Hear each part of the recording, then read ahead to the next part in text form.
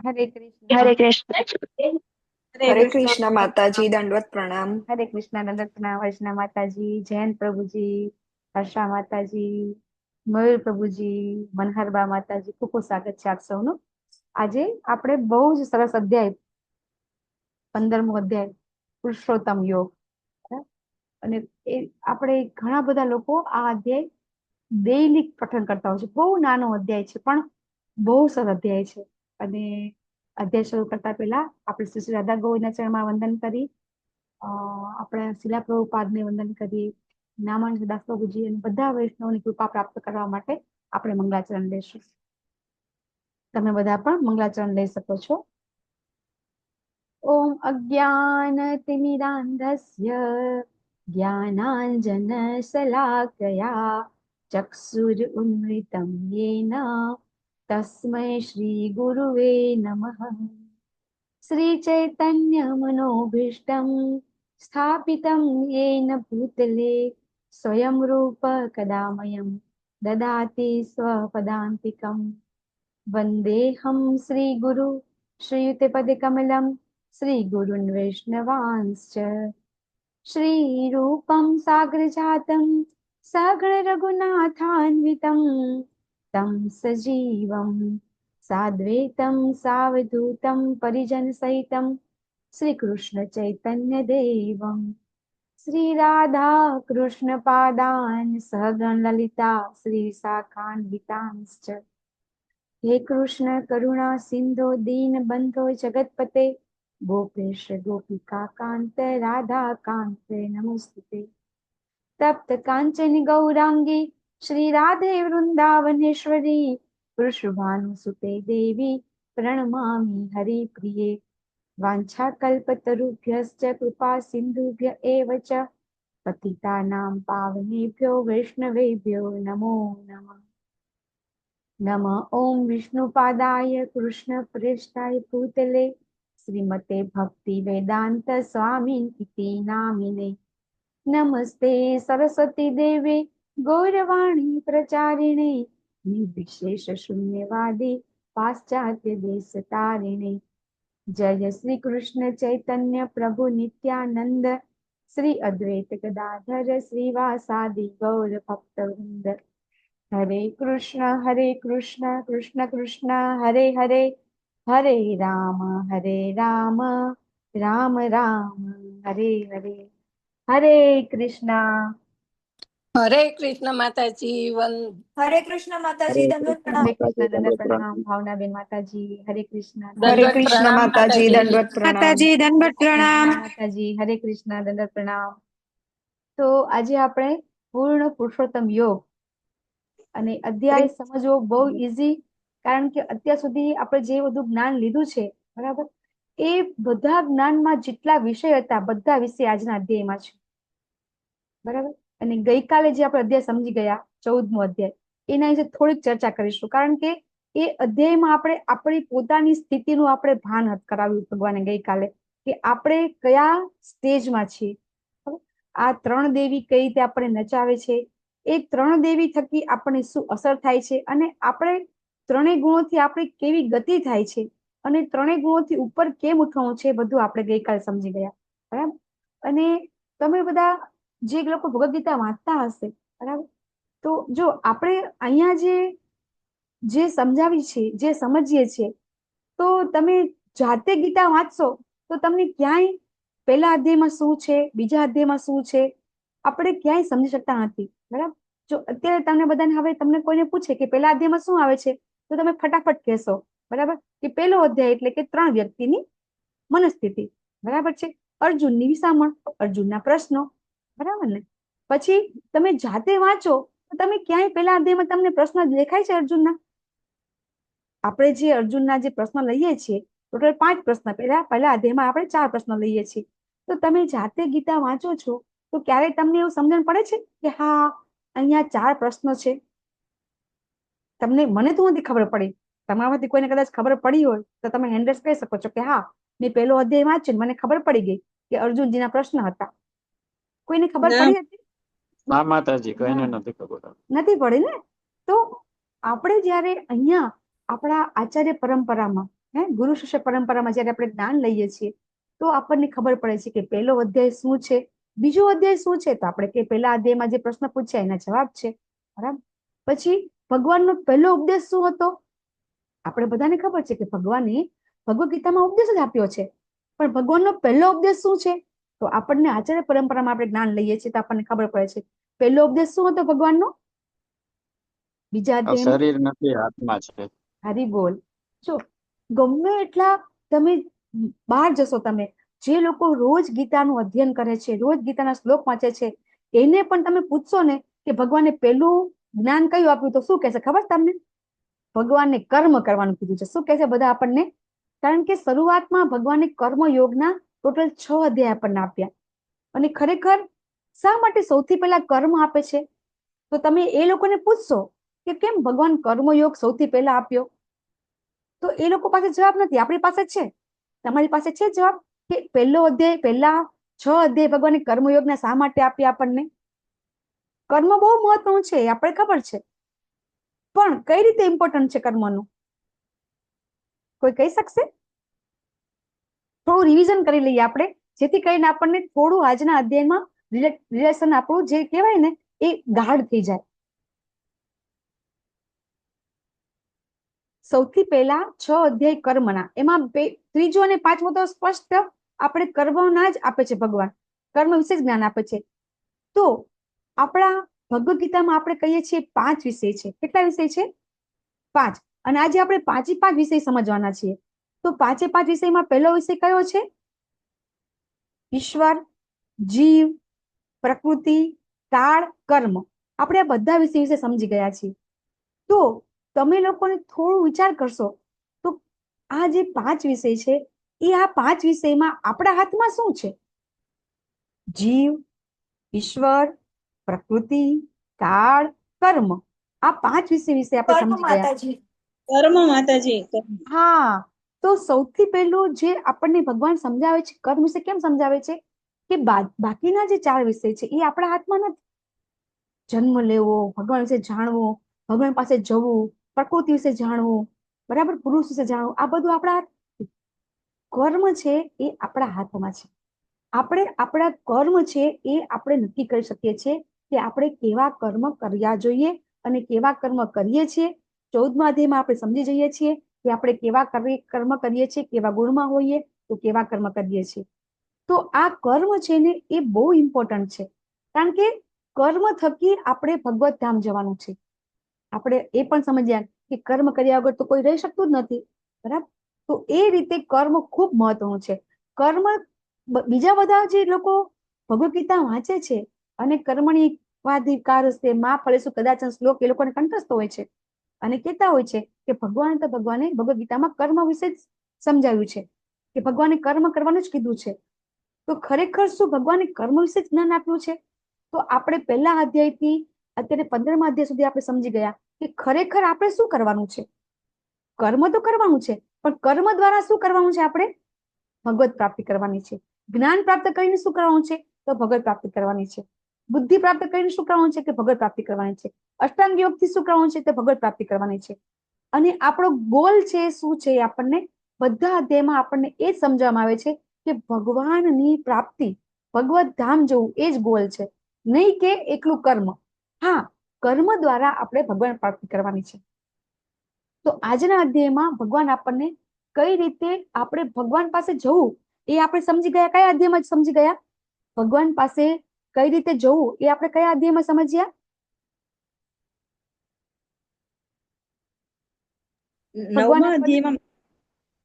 ભગવાન પાસે જવા માટેના પગથિયા સમજાવ્યા આપણને. ભગવાને કીધું આ નહીં તો તું આ કર, આ નહીં તો આ કર, આ નહીં તો આ કર. આપણે એક સીડી જોઈ હતી ભક્તિની 12મા અધ્યાયમાં, બરાબર ને? ભગવાન કહે છે છેલ્લે જ્ઞાનને આપણે કીધું, સૌથી છેલ્લે ભગવાન કહે છે કે જ્ઞાન પ્રાપ્ત કર. અને પછી એ ન કહી શકે તો ધ્યાન, એ ન કહી શકે તો સકામ કર્મ, પછી નિષ્કામ કર્મ, સાધના ભક્તિ અને અનન્ય ભક્તિ. બરાબર. ભગવાને આપણને ભક્તિ કેવી રીતે કરવી એ સમજાવ્યું. ભગવાન પોતે ભગવાન છે એવું કયા અધ્યાયમાં કીધું આપણને? કે ભગવાન કહે છે હું જ ભગવાન છું. કઈ યાદ રહેતું નથી માતાજી.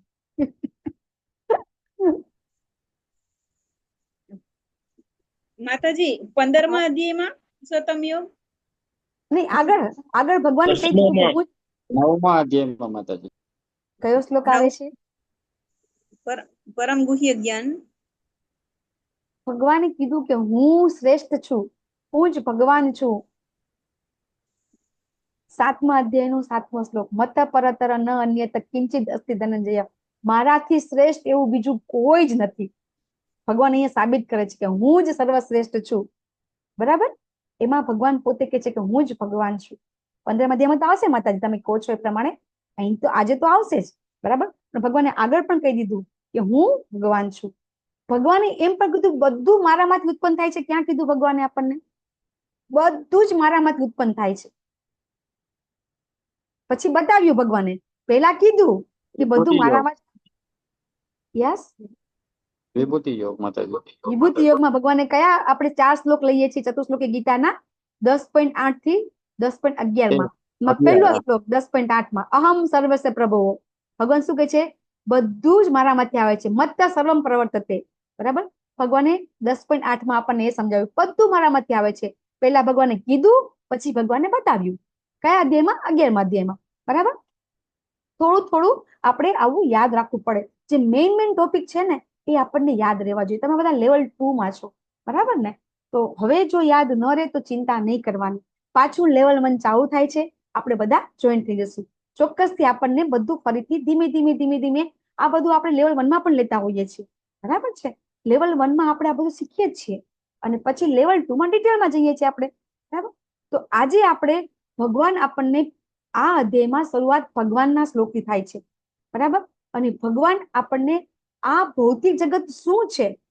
બરાબર? આપણે ગઈકાલે એ જોયું કે આ ભૌતિક જગતમાં 3 ગુણો, ભૌતિક પ્રકૃતિના જે 3 ગુણો છે એનાથી આપણે પ્રભાવિત થઈએ છીએ અને આપણે અલગ અલગ જન્મ લઈએ છીએ. આપણે એવું જોઈ ગયા. બરાબર? તો આ ભૌતિક જગત ખરેખર છે શું ને ક્યાં છે? આપણે બધા રહી છીએ તો ખરા આ જગતમાં, પણ ખરેખર આ જગત, આ આખા જે બ્રહ્માંડ છે એમાં આખી સૃષ્ટિ છે એમાં આ ભૌતિક જગત ક્યાં છે એ આજે આપણને ભગવાન કહેશે. અને પછી ભગવાન પોતાનું જગત, આધ્યાત્મિક જગત છે એ ક્યાં છે એ પણ કહેશે. અને ખરેખર આપણે ત્યાં કેમ જવું જોઈએ એ પણ ભગવાન આજે આપણને ટ્રેલર બતાવશે. જેવી રીતે આપણને કોઈ વ્યક્તિ હોય, આપણા ઘરે મહેમાન આવે, બરાબર, આપણા સગા સંબંધી આવે અને પછી બહારથી આવતા હોય અને એ આપણને કહે કે હું તો ફલાણી જગ્યાએ આબુ જઈ આવ્યો, હું શિમલા જઈ આવ્યો. બરાબર? બહુ સરસ છે. બરાબર? અહીંયા તો બરફ પડે, અહીંયા આપણે ગરમી છે ના, તો બિલકુલ ગરમી નથી, એકદમ ઠંડક છે. આવું આપણને ખૂબ સમજાવે અથવા તો આપણને ખાલી કે, આપણે ખાલી વર્ણન કરે આપણને, તો આપણને મન થાય ને એના આપણે પણ હા અહીંયા ગરમી ન હોય તો આપણે જવું જોઈએ. બરાબર? નેહા માતાજી દુબઈમાં છે તો એ કહેશે કે દુબઈમાં તો આટલા સરસ બિલ્ડિંગ છે, આટલી ઊંચી ઊંચી બિલ્ડિંગ છે, રસ્તા એકદમ ક્લીન છે, આટલો કચરો નથી. બરાબર? આપણને દુબઈ વિશે કે તો આપણને એમ થાય અરે રાત્રે તમે દુબઈ જો, કેવું હોય દુબઈ રાત્રે? માતાજી જરાક તમે કહેશો દુબઈમાં રાત્રે નજારો કેવો હોય છે? હરે કૃષ્ણ. નેહા માતાજી તમે મ્યુટ છો માતાજી. હા હા હા, ના બહુ સરસ છે ત્યાં આગળ. રાત્રે એકદમ તમને એકદમ લાઈવ લાગે. હા, અત્યારે હું યુએસ માં આવી છું, પણ યુએસ કરતા બી ત્યાં, અને દુબઈ બહુ ત્યાં સરસ છે. મંદિર, હા, ત્યાં આપણા મંદિર છે, અને ત્યાં હવે ત્યાં બીએપીએસ નું બી અબુધાબીમાં થયું છે, પણ એમાં બી સનાતન ધર્મ આપણા બધા જ ભગવાન એ લોકોએ મૂક્યા છે. મૂકેલા છે. એટલે એ મંદિર બી બહુ સરસ છે. 2-3 ઘણા બધા મંદિર છે, અને ત્યાં બધા જ આપણા ફેસ્ટિવલ ને બહુ જ સરસ છે, બહુ સરસ થાય છે ત્યાં આગળ હવે બધું જ. માતાજી આપણને વર્ણન કરે તો આપણને એમ થાય ને કે ના આપણે પણ જઈએ. તો ભગવાન આજે એમના ધામનું થોડુંક વર્ણન કરશે. શું કામ કરશે ભગવાનને? કે આપણે બધા પણ ભગવાનના ધામમાં જવા માટે ઉત્સાહિત થઈએ. ભગવાન કે આવું મારું ધામ છે તો આપણને ઈચ્છા થાય ને જવાની. બરાબર? તો આજે આપણે એ બધું જોશું. બરાબર? તો સૌથી પહેલા આજે પહેલા શ્લોકથી આપણે ભગવાન પોતે કહેશે આપણને. શ્રી ભગવાન ઉવાચ. બધા શ્લોક સાથે બોલવા પ્રયત્ન કરજો. બધા અનમ્યુટ થજો. ઉર્ધમૂલમ અધઃ શાખમ અશ્વત્થમ પ્રાહુત અવ્યયમ છંદાસી યસ્ય પર્ણાની યસ્તમ વેદ સ વેદવિદ. અનુવાદ બોલી શકો છો તમે માતાજી, કોઈ બી વ્યક્તિ એક. માતાજી બોલો. હરે કૃષ્ણ. હા બોલો માતાજી. આરતી માતાજી બોલે છે કે હું બોલું? હા હા હર્ષા માતાજી બોલો, વાંધો નહીં. अनुवाद बाय जय श्रील प्रभुपाद के द्वारा जय श्रील प्रभुपाद ની જય। પૂર્ણ પુરુષોત્તમ પરમેશ્વર બોલ્યા, એમ કહેવાય છે કે એક શાશ્વત અસ્વસ્થ વૃક્ષ છે, જેના મૂળ ઉપરની તરફ અને શાખાઓ નીચેની તરફ છે, તથા તેના પાંદડા વેદ મંત્રો છે। જે મનુષ્ય આ વૃક્ષને જાણે છે તે વેદોનો જ્ઞાતા છે। હરિ બોલ, હરે કૃષ્ણ। હરિ બોલ, હરે કૃષ્ણ માતાજી। બધા હેન્ડ રેઝ ચાલુ રાખજો, બધાને વારાફરતી શ્લોક આજે બહુ સરસ શ્લોક છે અને બધા હું કહું છું ને કે બધા રોજ આ અધ્યાય કેમ કરે છે એ આજે આપણે જોઈશું। તો ભગવાન પહેલા શ્લોકમાં શું કહે છે કે એવું કહેવાય છે એક શાશ્વત અશ્વત્થ વૃક્ષ છે। હવે અહીંયા આપણા આચાર્ય અશ્વત્થ વૃક્ષ છે એને આપણે વડનું વૃક્ષ કહીએ છીએ। શા માટે? કે વડનું વૃક્ષ જ એવું હોય છે કે જે વૃક્ષ જ્યારે એમાં મૂળ આવે ને તો મૂળ જમીનમાં જાય, પછી જમીનમાં પાછું એ વૃક્ષ થાય છે। એ મૂળ જમીનમાં જાય, પાછું વૃક્ષ થાય, પાછા બીજા મૂળ આવે, બરાબર। અને એવી રીતે આપણને ખબર ન પડે કે ખરેખર ઓરિજિનલ મૂળ ક્યાં છે, ઓરિજિનલ થડ કયું છે એ આપણને ખબર પડતી નથી। એટલા માટે એ વડનું વૃક્ષ આપણા આચાર્ય કહેતા હોય છે। બીજા બધા ઘણા પીપળાનું વૃક્ષ કહેતા હોય છે। પીપળામાં વડવાયો હોતી નથી જેટલી વડના વૃક્ષમાં હોઈએ છે, એટલે આચાર્ય આપણને વડ વૃક્ષની વાત કરતા હોય છે। તો કે એવું વૃક્ષ છે કે જેના મૂળ ઉપર છે અને શાખા નીચે છે। હવે આવું વૃક્ષ તો આપણે કોઈ જોયું નથી, બરાબર। આપણે પહેલા લેવલ 1 માં આપણે કહેતા હોઈએ છીએ કે આવું વૃક્ષ આપણને ક્યાં જોવા મળે છે? તો આપણે કહીએ છીએ, શું કહીએ છીએ આપણે બધા? જ્યારે પ્રતિબિંબમાં આપણે જોઈએ, બરાબર, ત્યારે આપણને આવા ઊંધા લટકીએ અથવા તો પ્રતિબિંબ જોઈએ ત્યારે આપણને ખબર પડે છે કે વૃક્ષના મૂળ છે એ પ્રતિબિંબમાં મૂળ છે એ ઉપર હોય છે, બરાબર। ખરેખર એ નદી વૃક્ષ કિનારે પછી એવી રીતે આપણને દેખાય, નદી કિનારે હોય ને યસ, તો હા માતાજી, બરાબર। હવે અહીંયા વૃક્ષ જે મૂળ છે ઉપર છે, તો આપણે જે આ જે બ્રહ્માંડ છે, આપણું જે ભૌતિક જગત છે, એમાં સૌથી ઉપર શું છે? મૂળ એટલે સૌથી ઉપરનું લોક કયું છે આપણું? બ્રહ્મલોક, બ્રહ્મલોક। હા। તો એ મૂળ છે ને એ જે બ્રહ્મલોક છે ને, આ ભૌતિક જગતમાં 14 લોક છે, બરાબર। આપણે સમજી ગયા કે ભૌતિક જગત છે એક બ્રહ્માંડ છે, એવા અનેક બ્રહ્માંડ છે। તો આપણે જે બ્રહ્માંડમાં રહીએ છીએ એ બ્રહ્માંડના બ્રહ્મલોકમાં જે બ્રહ્માજી છે સૌથી ઉપર છે, તો એ મૂળ છે ઉપર છે, સમજણ પડે છે ને? આ વૃક્ષ છે એનું મૂળ ઉપર છે એટલે બ્રહ્મલોક છે ઉપર છે, બરાબર છે। અને એના મૂળ ઉપરની શાખાઓ નીચેની તરફ છે, અને આ એના પાંદડા છે એ વેદ મંત્ર છે। તો કે જે મનુષ્ય આ વૃક્ષને જાણે છે ને તે વેદોનો જ્ઞાતા છે। હવે વેદોનો જ્ઞાતા કોને કહેવાય? તો કે વેદ જે ચારે વેદ જે જાણે, બરાબર છે। તો કે વેદની અંદર કેટલા ટોટલ વિભાગ છે? વેદની અંદર તમને કોઈને ખબર હોય તો ટોટલ 3 કાંડ છે વેદની અંદર। કેટલા છે? 3 કાંડ, કર્મકાંડ, જ્ઞાનકાંડ અને ઉપાસના કાંડ। હવે જે લોકો આ ચારે 4 વસ્તુ જે સમજી લે ને, બરાબર, તો એને આપણે બધા જે બીજા લોકો હોય છે, જે લોકો વેદોનો અભ્યાસ, વેદાંતી જેને કહીએ છીએ, એ લોકો એમ કે છે કે જ્યાં સુધી આ બધું જ્ઞાન તમે ન લો ત્યાં સુધી તમે વેદનો જ્ઞાતા નથી કહેવાતા। તો ભગવાન તો અહીંયા વેદ વાંચવાની ના પાડે છે। ભગવાન અહીંયા શું કે છે કે જે લોકો આ વૃક્ષને જાણે છે, બરાબર, એ લોકો વેદના જ્ઞાતા છે। તો પછી એ વૃક્ષને જાણવું જરૂરી છે ને? જે વૃક્ષ ભગવાન સમજાવે છે તો એ વૃક્ષને જાણવા જરૂરી છે। ભગવાન એમ કે છે કે એના પાંદડા છે ને એ વેદ મંત્રો છે। શાખા વિશે આપણે આગળ સમજીશું, અહીંયા ભગવાન વેદ મંત્રો વિશે કહે છે। તો શા માટે પાંદડાને વેદ મંત્રો કહેવામાં આવ્યા છે? તો એટલા માટે કે વેદની અંદર જે મંત્ર છે, બરાબર, એ જેવી રીતે પાંદડા આપણે આખું વૃક્ષ છે, વૃક્ષ સુશોભિત કેમથી લાગે? પાંદડાથી, બરાબર ને? પાંદડા હોય તો આપણને વૃક્ષ સારું લાગે, પાંદડા ન હોય તો કેવું લાગે? વૃક્ષ ન લાગે, બરાબર। તો એવી રીતે વેદના મંત્રો છે ને એ મંત્રો છે એ એવા છે કે આપણને આકર્ષિત કરે છે। કેવી રીતે આકર્ષિત કરે છે? તો કે વેદની અંદર ધર્મ, અર્થ, કામ અને મોક્ષ એની વિશે સમજાવવામાં આવ્યું છે। ધર્મ, અર્થ, કામ અને મોક્ષ। તો કે ધર્મ શું કામ કરીએ છીએ?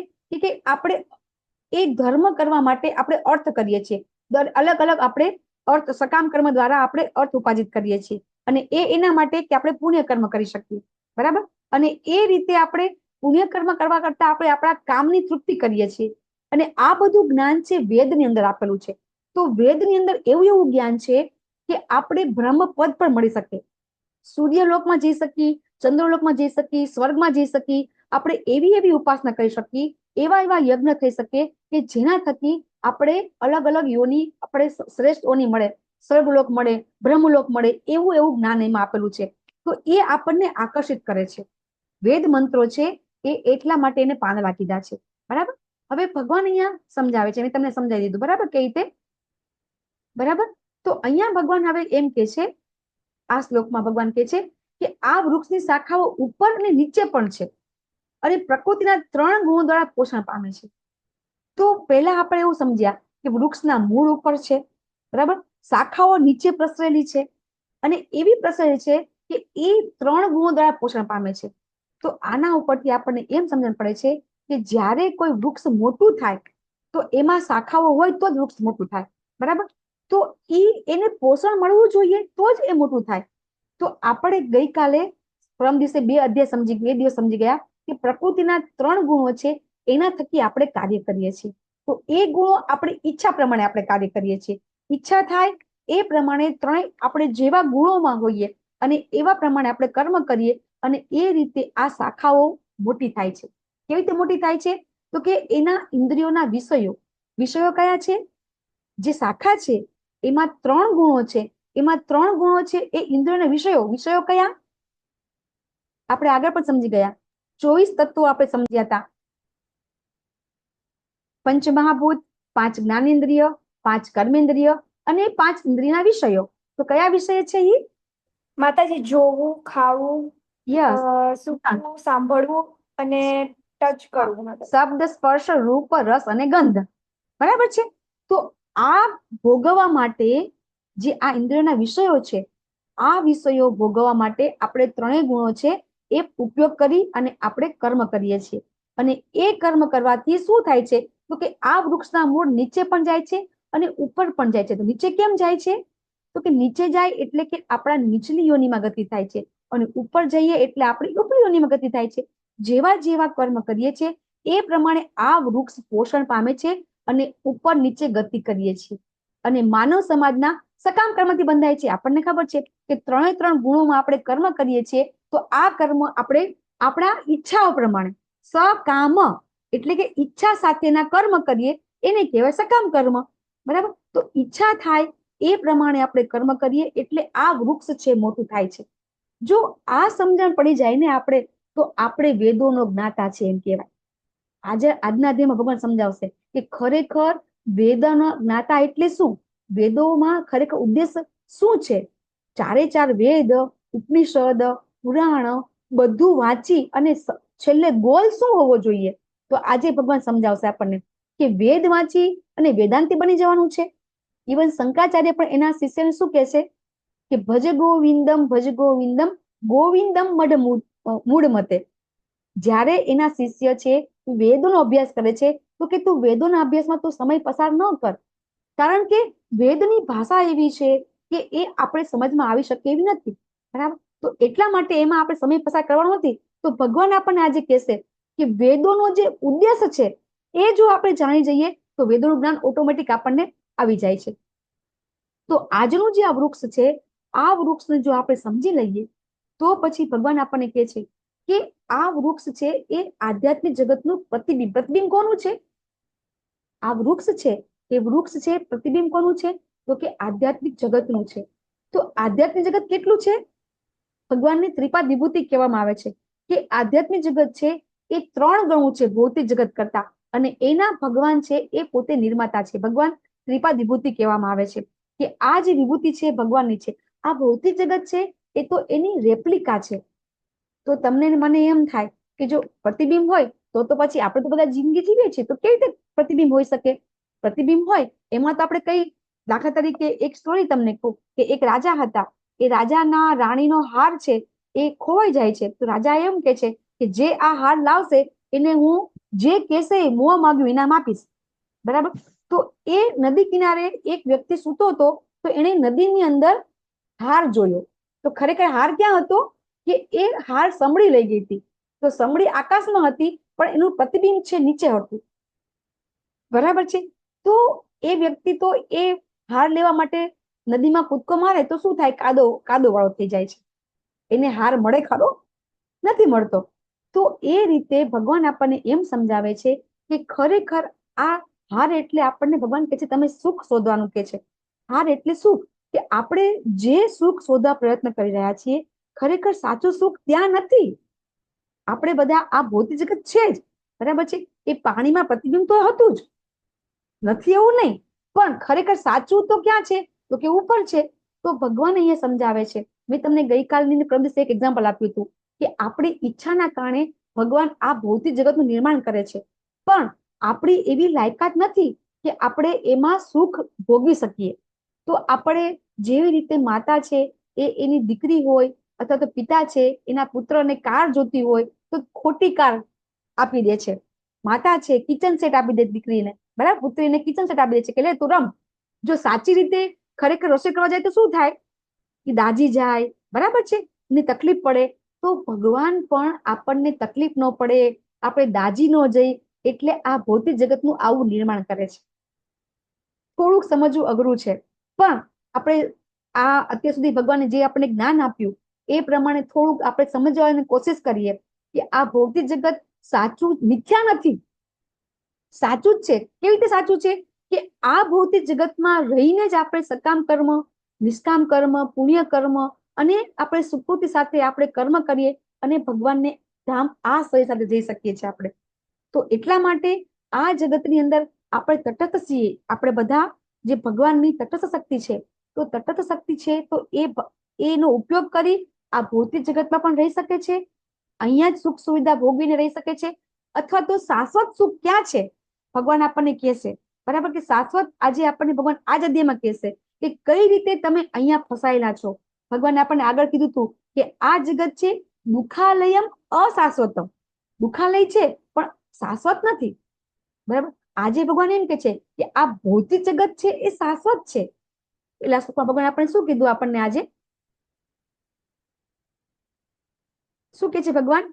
કે આ એક શાશ્વત વૃક્ષ છે, આ ભૌતિક જગત છે, આ વૃક્ષ છે, એ શાશ્વત છે છતાં પણ પ્રતિબિંબ છે. તો બે વસ્તુ કેવી રીતે સમજી શકાય? શાશ્વત પણ છે, સનાતન પણ છે, છતાં પણ પ્રતિબિંબ છે.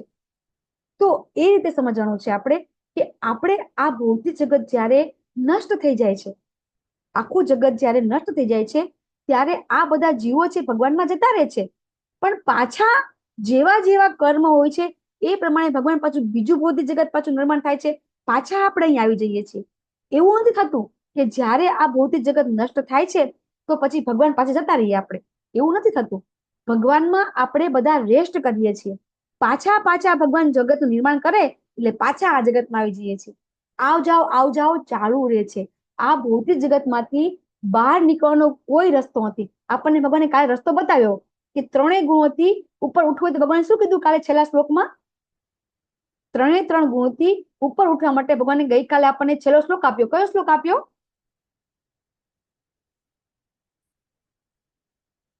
સવારે શું ખાધું તું યાદ નથી, કાલનો શ્લોક ક્યાંથી યાદ હોય? 14મા અધ્યાયનો છેલ્લો શ્લોક, મામ ચયો અવ્યભિચારેણ ભક્તિ યોગેન સેવતે સગુણાન સમતિ તે ત્યાન બ્રહ્મ ભૂયાય કલ્પતે. આપણે કીધું હતું ભગવાને શું કીધું હતું? મામ ચયો અવ્યભિચારેણ. કેવી ભક્તિ ભગવાન કે છે? અનન્ય અવ્યભિચારેણ ભક્તિ. આપણે બહુ સરસ કાલ ચર્ચા કરી હતી, ભગવાને આપણને કીધું હતું. તો એ રીતે આપણે આ ભૌતિક જગતમાં ભલે આ 14 લોકમાં આપણે ફર્યા કરીએ, નીચે ઉપર, કોઈ વખત પાતાળ લોકમાં જઈએ, નરક લોકમાં જઈએ, સ્વર્ગમાં જઈએ, બ્રહ્માજી સુધી પણ પહોંચી શકીએ આપણે, પણ આ જગતની બહાર નીકળી શકતા નથી. એવું આ જગત છે. અને આ જગત, આખું જગત 14 લોક શીખેનું, સ્વર્ગ લોક, જનલોક, તપલોક શીખેનું બ્રહ્માંડની વાત છે. ફક્ત આપણે આ પૃથ્વી લોકની વાત નથી કરતા, આપણે આ બ્રહ્માંડની વાત કરીએ છીએ, બરાબર. અહીંયા જે વૃક્ષની વાત થાય છે, અહીંયા આપણે બ્રહ્માજીને ઉપર મૂક્યા છે, તો આ આખા જગતની 14 લોકની વાત થઈ રહી છે, નહીં કે ખાલી પૃથ્વી લોકની, બરાબર છે. તો એ સમજવું ખૂબ અઘરું છે કે આ આખા ભૌતિક જગતની આપણે બહાર નીકળવાનું છે. નથી સ્વર્ગ જોતું, નથી બ્રહ્મપદ જોતું, આપણે આ બ્રહ્માંડની બહાર જવું છે. તો શું કરવું પડશે? ભગવાન આપણને કાલે સમજાવ્યું, આજે પણ ભગવાન આપણને હજી સમજાવશે. ભગવાન આજે આપણને કહેશે કે કઈ રીતે આપણે પણ આ ભૌતિક જગતમાંથી બહાર નીકળી શકાય છે, બરાબર. આ તમને સમજાવ્યું કઈ રીતે આ બધા વેદ છે, બરાબર. આ વેદની અંદર જે બધા મંત્રો છે એ મંત્રો પાંદડા છે. બરાબર, આપણે આ મેં તમને સમજાવી દીધું. બરાબર છે, આ પણ આપણે સમજાવી દીધું.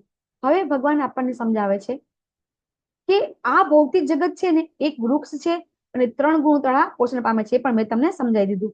કઈ રીતે આપણે આપણા અલગ અલગ સારા સારા કર્મ કરીએ, બરાબર, અને એ કર્મ કરીએ, સારા કર્મ કરીએ તો સ્વર્ગ પ્રાપ્ત થાય, ખરાબ કર્મ કરીએ તો નીચલીઓ નહીં મળે. આપણને ભગવાન કાલે સમજાવ્યું ને કે તમે સત્વગુણમાં મૃત્યુ પામશો તો તમને ઉચ્ચતર લોક મળશે, રજોગુણમાં મૃત્યુ પામશો તો આ જ મૃત્યુલોકમાં જન્મ થશે, તમોગુણમાં મૃત્યુ પામશું તો આપણે નરક યોનિમાં, પશુ યોનિમાં આપણે જશું. ભગવાન આપણને સમજાવે છે.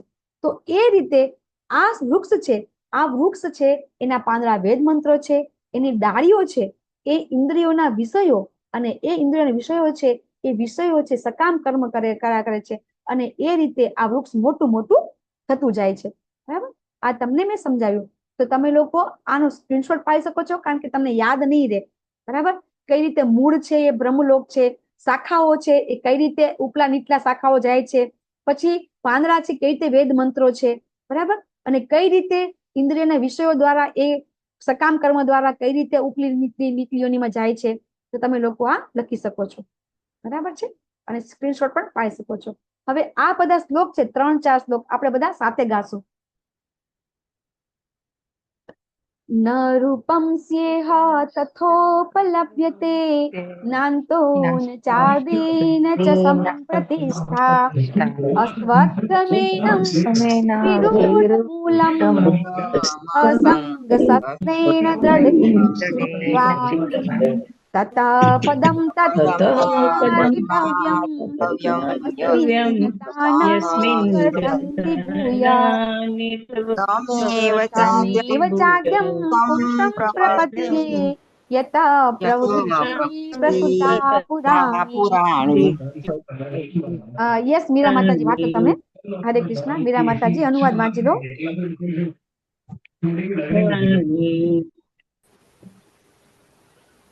હા, શ્રીલ પ્રભુપાદની જય. વૃક્ષ વાસ્તવિક સ્વરૂપની અનુભૂતિ આ જગતની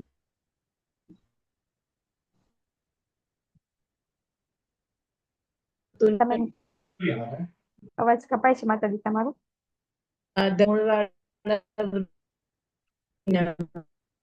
જોઈએ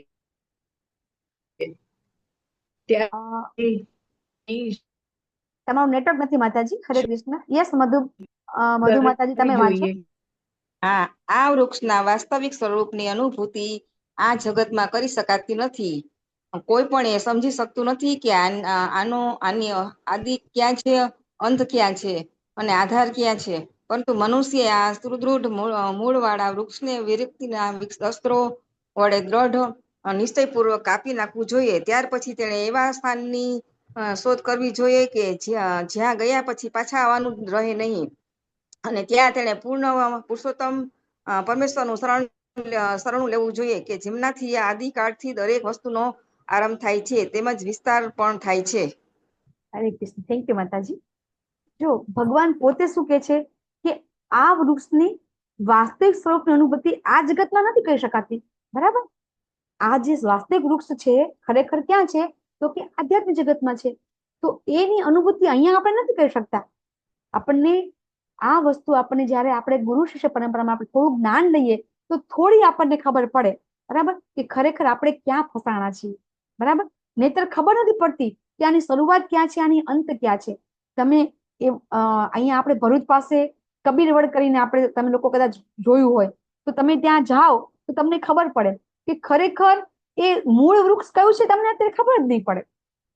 કારણ કે ડાળખી નીચે જાય, પાછી એમાંથી ઝાડ બની જાય, એ ઉપર જાય, પાછી નીચે જાય, પાછી ઉપર જાય, ખબર નથી પડતી શરૂઆત ક્યાં છે અને અંત ક્યાં છે અને આધાર ક્યાં છે. બરાબર, કઈ રીતે આ વૃક્ષ છે, કઈ રીતે ઊભું છે એ આપણને ખબર પડતી નથી. તો અહીંયા આપણે આ જે ભૌતિક જગતમાં આપણે જે બધું કરીએ છીએ આપણને તો એમ છે, આપણને કોઈ પૂછે કે તમે કેમ છો તો આપણે શું કહીએ? મજામાં.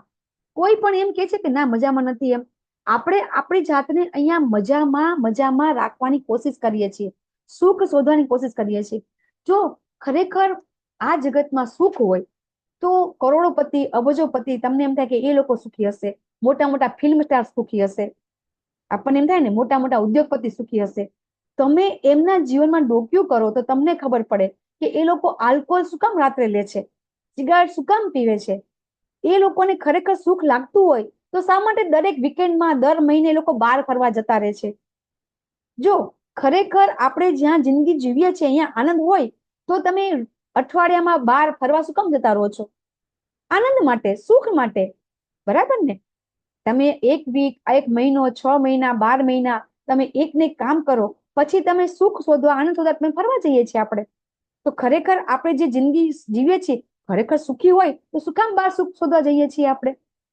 અને ખરેખર આ બધા સુખી હોય તો તમે જોવો છો કે સારા સારા લોકો છે એ સુસાઇડ કરે છે.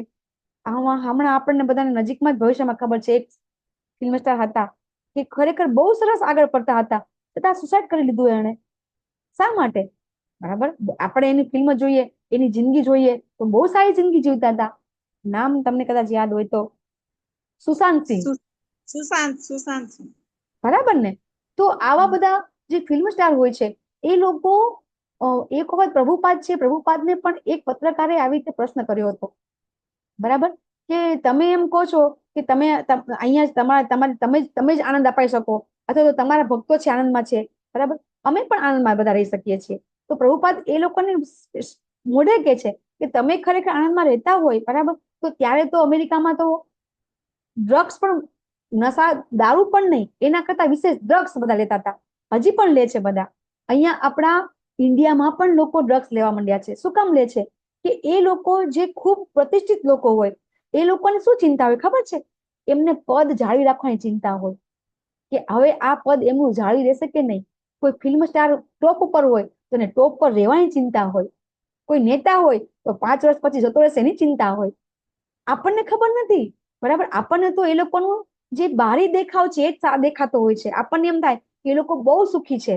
ખરેખર એમની અંદર જિંદગીમાં ડોક્યું કઈ તો ખબર પડે કે ખરેખર સુખી કોણ છે, બરાબર. તો ખરેખર કોઈ આ દુનિયામાં સુખી નથી, ભગવાન પોતે કે છે, બરાબર. તો આપણે શું કરવું જોઈએ? તો ભગવાન શું કે છે કે આ વૃક્ષને વિરક્તિના શસ્ત્ર વડે નિશ્ચયપૂર્વક કાઢી નાખવું જોઈએ, કાપી નાખવું જોઈએ. પછી શું કરવાનું કાપીને? તો કે એવા સ્થાનની શોધ કરવી જોઈએ કે ત્યાં ગયા પછી પાછા આવવું રહે નહીં. તો ભગવાને આ શ્લોક ક્યાં આપ્યો કે ત્યાં જશો તો પાછા નહીં આવીએ? આવો શ્લોક આગળ આવી ગયો આપણે,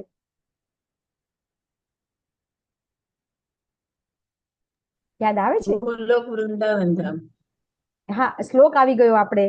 ભગવાને આગળ એક શ્લોક આપી ગયો કે એ ધામમાં ગયા પછી પાછા નહીં આવવું પડે. માતાજી ઓલો શ્લોક છે ગોલોક યાદ તો હે માતાજી, યાદ નથી આવતું. સાચી વાત છે તમારી, આ ભૂલાય જ જાય છે બધું. યદ ગત્વા નિવર્તન્તે તદ ધામમ પરમમ મમ. યદ ગત્વા પછી નિવર્તન. ભગવાન આગળ પણ ચોથા અધ્યાયમાં ભગવાન કહે છે જન્મ કર્મ ચ મે દિવ્યમ યો મે વેતિ તત્વતઃ ત્યક્તા દેહ પુનર્જન્મમ નેતિ મામેતિ સો અર્જુન. ભગવાન કહે છે તારો જન્મ પછી અહીં પાછો જન્મ નહીં થાય, બરાબર. ભગવાન ચોથા અધ્યાયમાં પણ કહે છે, 7મા અધ્યાયમાં પણ ભગવાન કહે છે, 8મા અધ્યાયમાં ભગવાન કહે છે અંતકાલે છે મામેવ સર્વ મુક્ત કલેવરમ, બરાબર. એમાં પણ ભગવાન કહે છે કે તમારે અહીંયા આવું પાછું નહીં આવવું પડે.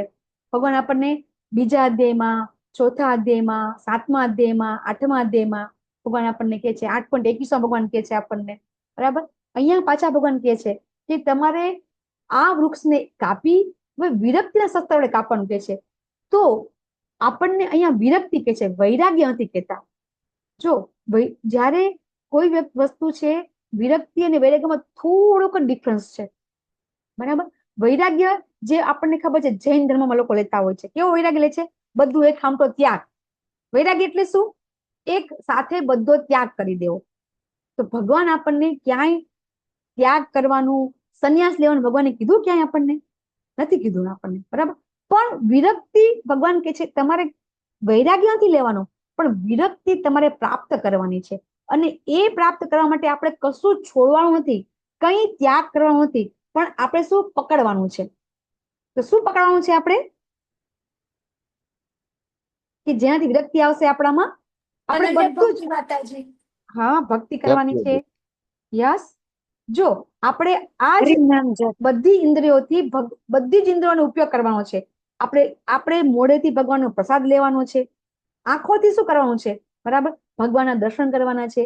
ભગવાનના મૂવી હવે તો આવે છે, નરસિંહ મૂવી આવી ગયું હમણાં, બરાબર, જુઓ, તમે જોઈ શકાય છે, તમે જુઓ, તમને મજા આવશે, બરાબર. પછી કાનથી તો પિક્ચરના ગીતો સાંભળો એના કરતા તમે જો તમે ભગવદ્ ગીતાના ભાગવતના શ્લોક તમે સાંભળો, કેટલી મજા આવે. એ ક્યારે થશે? જ્યારે આપણને ભગવાન બીજા અધ્યાયમાં પણ એક શ્લોક આવ્યો. ક્યારે આવું થશે આપણને કે આપણને બીજું બધું પિક્ચર જોવાની ઈચ્છા નહીં થાય, પિક્ચરના ગીત સાંભળવાની ઈચ્છા નહીં થાય? આવું ક્યારે થશે? કયો શ્લોક આવ્યો? ભગવાન માતાજી યાદ રહેતું નથી. બીજા અધ્યાયમાં ભગવાને આપણને કીધું હતું, વિષયા વિની વર્તન્તે નિરાહારસ્ય દેહિના. યાદ આવ્યું? રસોપસ્ય રસોપજ્યમ. હું પણ ભૂલી ગઈ. પરમ દ્રષ્ટા નિવર્તન્તે. ભગવાન શું કે છે કે ઉચ્ચ રસનો ટેસ્ટ મળશે ને, હાયર ટેસ્ટ મળશે તો લોઅર ટેસ્ટ છૂટી જશે.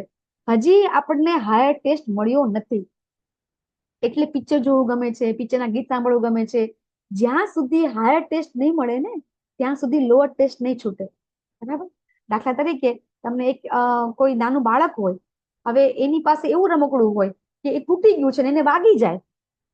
હવે એ રમકડું છતાંય તમને આપતો નથી. હવે એ રમકડું જો તમને નહીં આપે તો એને વાગશે, એ ઇન્જર્ડ થશે, તો તમે શું કરશો? એને એના કરતા સારું મોટું રમકડું શ્રેષ્ઠ આપી દેશો તો એ તરત છોડી દેશે, બરાબર. નાનું બાળક હોય, એને કોઈ ચોકલેટ બહુ જ ખાતો હોય, બરાબર, તો ચોકલેટ ખાવાથી દાંત સડી જતા હોય છે, તો ચોકલેટના બદલે તમે એને આઈસ્ક્રીમ આપી દો તો, બરાબર ને. એવી રીતે હાયર ટેસ્ટ મળે ને તો લોઅર ટેસ્ટ છૂટી જાય છે. તો આ આપણા પ્રયત્ન કરવાના છે. આ રીતે આપણે વિરક્તિ પ્રાપ્ત કરવાની છે, નહીં કે આપણે કઈનો ત્યાગ કરવાનો છે. તો એના માટે સમય લાગશે. કેમ સમય લાગશે? કે આપણે વર્ષોથી કરોડો જન્મથી આપણે આ બધું કર્યું નથી, તો એટલે આપણને હજી પણ આ ભૌતિક દુનિયામાં માયાદેવી પકડી લે છે, બરાબર. જેવો કોઈ પ્રસંગ આવે, લગ્ન પ્રસંગ આવે, સારા પ્રસંગ આવે, સારી મીઠાઈ બની હોય, વાનગીઓ બની હોય તો ખાવાનું મન થઈ જાય છે, બરાબર. પણ જ્યારે આપણામાં આ લોઅર ટેસ્ટ છે છૂટી જશે ને હાયર ટેસ્ટ જ્યારે આવી જશે, તો ભક્તોને આવું મન થતું નથી. ડુંગળી લસણ ખાવાની તો ઈચ્છા થતી નથી. ડુંગળી લસણ તો જેને કહેવાય ને કે એની સ્મેલ થી પછી વોમિટ થવા માંડે છે, આવી કન્ડિશન આવી જાય છે. ખાવાની વાત તો એક જ રહી, બરાબર, એની સ્મેલ પણ ગમતી નથી. તો આને કહેવાય વિરક્તિ, બરાબર. આપણે છોડવાનું કઈ નથી, ત્યાગ કઈ નથી કરવાનો, ફક્ત ને ફક્ત આપણે એવો પ્રયત્ન કરવાનો છે, એવું કાર્ય કરવાનું છે કે જે થકી આપણને ઓટોમેટિક આ બધી વસ્તુ છે એ આપણાથી છૂટી જશે, આપણે છોડવી નહીં પડે, બરાબર. તો એ કરવા માટે આપણે સવારે મંગળા આરતી કરવાની, જપ કરવાના, સત્સંગ કરવાનો, ભગવાનના વાતોમાં વિશ્વાસ રાખવાની, શાસ્ત્રમાં વિશ્વાસ રાખવાનો અને જ્ઞાન પ્રાપ્ત કરવાનું. જ્ઞાન પ્રાપ્ત કરવાની 3 પદ્ધતિ છે. કઈ પદ્ધતિ છે? આપણે લેવલ 1 માં આવી ગયું છે કે આપણે આ બધું જે જ્ઞાન પ્રાપ્ત કરીએ છીએ, તો જે લોકો છે, ઘણા લોકો એમ કે હું તો નજરે જોઉં ને તો જ સાચું માનું, એને કહેવાય પ્રત્યક્ષ પ્રમાણ. જ્ઞાન પ્રાપ્ત કરવાની 3 પદ્ધતિ છે. યસ હેમા માતાજી, બોલો. શ્રવણ, કીર્તન, સ્મરણ. ના, પદ્ધતિ. જ્ઞાન પ્રાપ્ત કરવાની 3 પદ્ધતિ છે, બરાબર. એમાં પહેલી પદ્ધતિ છે પ્રત્યક્ષ, કે આપણે એમ કહીએ કે હું સાચું જોઉં, હું જોઉં તો જ સાચું માનું, એને કહેવાય પ્રત્યક્ષ પ્રમાણ, બરાબર. પછી બીજું છે અનુમાન પ્રમાણ, કે જે સાયન્ટિસ્ટો છે એ અનુમાન કરીને પ્રેક્ટિકલ કરીને પછી સાબિત કરતા હોય છે, એને અનુમાન કહેવાય. અને બીજું છે શબ્દ પ્રમાણ. તો શબ્દ પ્રમાણ છે ને મેં તમને લેવલ 1 માં પણ સમજાવ્યું હતું કે શબ્દ પ્રમાણ છે એ 100% સાચું પ્રમાણ છે. એ અત્યારે ભૌતિક જગતમાં પણ આપણે શબ્દ પ્રમાણને સાચું કહીએ છીએ. કયો શબ્દ પ્રમાણ સાચું કહીએ છીએ આપણે? તમારી પાસે મકાન હોય તો હું એમ કહું કે હા આ મકાન મારું છે, તો કોઈ એમ નહીં કે ના સાબિતી આપો, તો સાબિતી શું? તો કે દસ્તાવેજ. શબ્દ પ્રમાણ થયું ને. ભૌતિક જગતમાં પણ શબ્દ પ્રમાણને 100% સાચું માનવામાં આવે છે. સેમ આધ્યાત્મિક જગતમાં શબ્દ પ્રમાણ છે એ 100% સાચું, તો એને કહેવાય છે શાસ્ત્રનું જ્ઞાન. તો આ જ્ઞાન શાસ્ત્રનું જયારે આપણે લઈએ ને ત્યારે આપણને સાચું જ્ઞાન પ્રાપ્ત થાય છે, બરાબર. કોઈ પણ વ્યક્તિને જ્ઞાન પ્રાપ્ત કરવાની જયારે આ 3 પદ્ધતિ ખબર પડે ને તો એ શાસ્ત્રમાં બિલીવ કરવા માંડશે. શાસ્ત્રમાં જ્યાં સુધી બિલીવ નહીં કરે, એમાં શ્રદ્ધા નહીં રાખે, તો એને ભગવાન પ્રાપ્તિ થાય જ નહીં. કારણ કે શાસ્ત્ર છે એ આપણી માતા છે. શાસ્ત્ર એમ કે આ ભગવાન, તો આપણે ભગવાન. અત્યારે ભગવદ ગીતાનો ઉપદેશ આપણે જોઈએ છીએ, આપણે એમ કહીએ છીએ કે ભગવાન બોલ્યા, પણ ઘણા એમ કે સાબિતી આપો ક્યાં ભગવાન બોલ્યા છે. તમને અત્યારે કોઈ કહેશે સાબિતી આપો, તો શબ્દ પ્રમાણ છે એ સાબિતી છે, બરાબર. તો એ રીતે તમે સમજાઈ શકો છો કે ભૌતિક જગતમાં પણ તમે મોઢા મોઢની વાતો ના ચાલે. મારી વસ્તી આ છે, મારું આ છે, આપણે કઈ બિલ બતાવો, આવે છે ને કે બિલ બતાવો, તો એ શબ્દ પ્રમાણ થયું ને. તો એ રીતે આપણે જે જ્ઞાન પ્રાપ્ત કરીએ છીએ એમાં શબ્દ પ્રમાણ છે એ શ્રેષ્ઠ છે, અને એટલે શાસ્ત્રોમાં વિશ્વાસ કરવો જરૂરી છે. શાસ્ત્રને જે લોકો નથી માનતા, ચાણક્ય કહે છે પશુ સમાન છે. જે વ્યક્તિ શાસ્ત્રને નથી માનતો, ચાણક્ય પંડિત એમ કહેતા હતા કે એ વ્યક્તિ પશુ સમાન છે. તો અહીંયા ભગવાન એમ કે છે કે પછી આ શસ્ત્ર વડે કાપી, વિરક્તિના શસ્ત્ર વડે આપણે કાપી, પછી એવી જગ્યાએ જવાનું કે જ્યાં પાછું આવવું ન પડે. તો હવે આપણે એ જગ્યા પણ જોઈશું કે એ જગ્યા કઈ છે. તો આજે આપણને ભગવાન એ પણ કહેશે કે એ જગ્યા કઈ છે. એન્ગેજ કરજો, આપણે અનુવાદ વાંચવાનો છે. મેં તમને આનું તમને સરસ સમજાવી દીધું કઈ રીતે આપણે આ વૃક્ષને કાપવું જોઈએ. તમને એ પણ અહીંયા સમજાવવામાં આવે છે, બરાબર. તો આ ત્રણેય ગુણોની સાંકળ છે, એ સાંકળથી આપણે ગઈકાલે કીધું હતું કે કઈ રીતે આપણે ત્રણેય ગુણોથી કાપી નાખવાનું છે.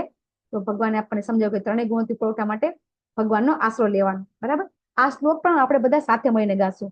નિર્માય મોહા જીત સંગ દોષા અધ્યાત્મ નિત્યા વિનિવૃત્ત કામા બંધેર વિમુક્તા સુખ દુઃખ સંગે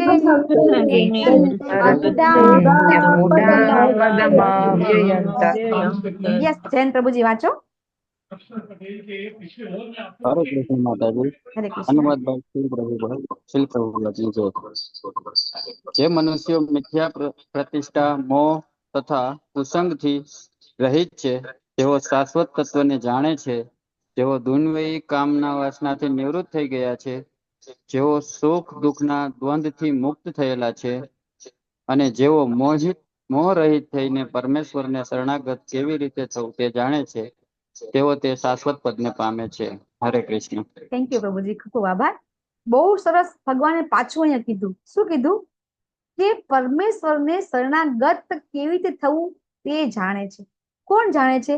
તો કે નિર્માણ મોહા, કે જે લોકો મોહથી અને કુસંગથી, જીત સંગ દોષા, સંગ એટલે કે કુસંગ, અને દોષ જે કુસંગ એટલે જેનાથી ખરાબ સંગત છે, બરાબર છે, એનાથી રહિત છે, બરાબર.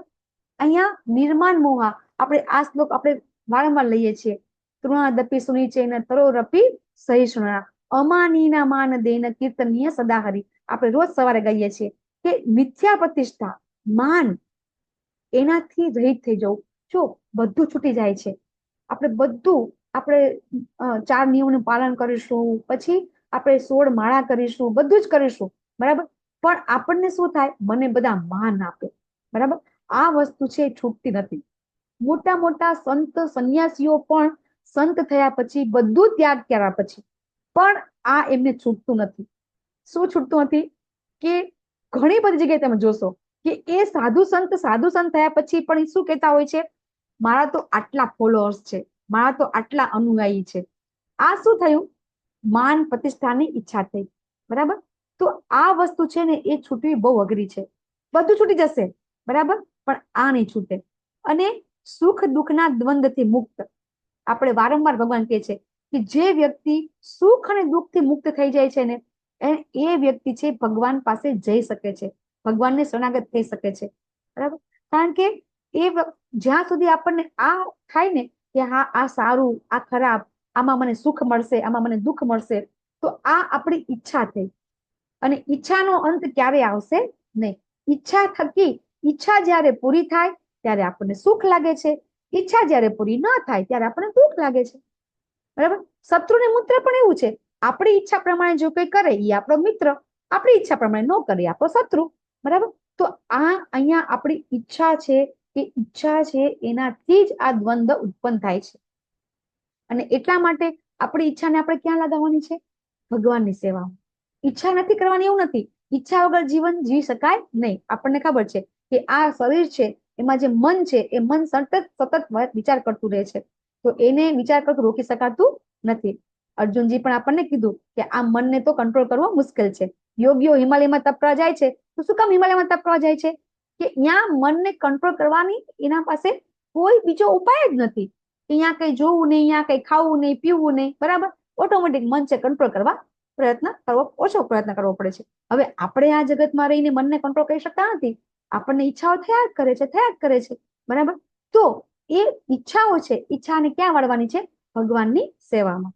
અને એમ કરવાથી ભગવાન કે છે તમે પદમ અવ્યય, જે અવ્યય છે એવું પદ છે કે જેનો નાશ થતો નથી, ત્યાં તમે પામી શકશે. તો અહીંયા ભગવાન આપણને કઈ રીતે સમજાવે છે કે કઈ રીતે આપણે પણ ખોટી પદ્ધતિથી કેવી રીતે મુક્ત થઈ શકીએ, મોહથી, બરાબર? આપણા અલગ અલગ સંગથી આપણે કેવી રીતે આપણે ભગવાનને સમજવાની કોશિશ કરવાની છે. તો એ સમજવા માટે આપણે શું કરવું જોઈએ? આ બધું છે, પ્રતિષ્ઠાથી દૂર થવું છે, દ્વંદ્વથી દૂર થવું છે, ખોટા સંગથી દૂર થવું છે. તો શું કરવું પડશે? આપણી પાસે એક રસ્તો છે. કુસંગના બદલે સત્સંગ કરવો પડશે, જે આપણે કરી રહ્યા છીએ, બરાબર છે? આપણે સૌથી પહેલા સાચો સંગ આપણે આપણા બાળકોને પણ જયારે સ્કૂલમાં કોઈમાં ભણવા મૂકીએ છીએ ત્યારે જોતા હોઈએ છીએ ને કે અહીંયા હોસ્ટેલમાં તમે જાઓ, તમે રૂબરૂ જોવા જતા હોય છો, સ્કૂલ જોવા જતા હોય છો, તમે કોલેજ જોવા જતા હોય છો કે ક્યાં કેવું વાતાવરણ છે, જોઈએ છીએ. શું કામ જોઈએ છીએ? કે જેવો સંગ એવો રંગ આપણે કહીએ છીએ. ગમે તેવું બાળક, તમે અત્યાર સુધી તમે એમને ગમે એટલા સારા સંસ્કાર કેમ નથી આપ્યા, 1 વર્ષ બાળ ભણવા જાય છે અને બાળક બદલાઈ જાય છે. થાય છે ને આવું? તો કારણ શું છે? સંગનું ખૂબ મહત્વ છે, બરાબર? તો એ છૂટશે તો ઓટોમેટિક સારું કામ થઈ જશે, બરાબર? હવે ભગવાન આપણને અહીંયા સમજાવશે કે કઈ રીતે આપણે, ભગવાને એ તો કીધું કે તમે જ્યાં રહો છો એ દુઃખાલયમ અશાશ્વતમ છે. તો હવે ભગવાન કે સુખ ક્યાં છે? તો ભગવાન એનું વર્ણન કરશે. આ શ્લોક પણ આપણે બધા સાથે બોલશું. ન તદ ભાસયતે સૂર્યો ન શશાંકો ન પાવક યત ગત્વા ન નિવર્તન્તે તદ્ધામમ પરમમ મમ. બરાબર? યસ, વાંચો ધાર્મી માતાજી, યસ વાંચો. હરે કૃષ્ણ માતાજી. મારું તે પરમ ધામ ન તો સૂર્ય કે ચંદ્ર દ્વારા પ્રકાશિત થાય છે અને ન તો અગ્નિ કે વીજળી દ્વારા. જે મનુષ્ય ત્યાં પહોંચી જાય છે તેઓ આ ભૌતિક જગતમાં ફરી પાછા કદી આવતા નથી. હરે હરી કૃષ્ણ. બોલ. આપણે પણ પાછું આવવાનું નથી. ભગવાન કે છે કે એવું જગ્યા છે કે ન તદ ભાસયતે સૂર્યો, ત્યાં સૂર્ય નથી, ન શશાંકો, નથી ચંદ્ર, ન પાવક, નથી અગ્નિ કે વીજળી, બરાબર? તો શું ભગવાન ધામમાં અંધારું છે? સૂર્ય ચંદ્ર નથી તો સૂર્ય વગર અજવાળું થાય જ નહીં. ના માતાજી, ભગવાનનું તેજ છે. માતાજી, ભગવાનનું તેજ જ ભગવાનનું 1000 સૂર્ય તેજ જેટલું છે. છે કે માતાજી કે સૂર્યની જરૂર જ નથી. યસ. પછી સોરાટ કોઈ છે. કહેશે સોરાટ છે. સૌરાઠ છે. પછી પોતે સ્વયં પ્રકાશિત છે. સ્વયં, બરાબર છે. ભગવાનનું ધામ છે, સ્વયં પ્રકાશિત છે. યસ. હજારો સૂર્ય ચંદ્રના તેજ જેટલું પ્રકાશિત છે માતાજી. યસ, એટલું બધું પ્રકાશિત છે, બરાબર? હું શ્લોક, બ્રહ્મ સંહિતાનો એક શ્લોક છે, એ શ્લોક સાધુ છું કે ભગવાનનું ધામ કેવું છે, બરાબર? કે ભગવાનનું ધામ એવું છે કે ત્યાં કોઈ સૂર્યચંદ્રની જરૂર જ નથી. ત્યાં હજારો સૂર્ય દેદીપ્યમાન થાય ને એટલું તેજ છે ત્યાં. એક તો ભગવાનમાંથી પણ એટલું તેજ નીકળે જ છે, બરાબર છે? ભગવાનમાંથી તેજ નીકળે છે. કેવું તેજ છે? આપણે ગોલોક ચાર્ટમાં જોઈએ છીએ કેવું તેજ છે ભગવાનમાંથી નીકળે છે કે એને આપણે બ્રહ્મ કહીએ છીએ. ભગવાનમાંથી જે તેજ નીકળે છે એને આપણે બ્રહ્મ કહીએ છીએ. તો એટલું બધું તેજ તો ત્યાં છે જ, બરાબર?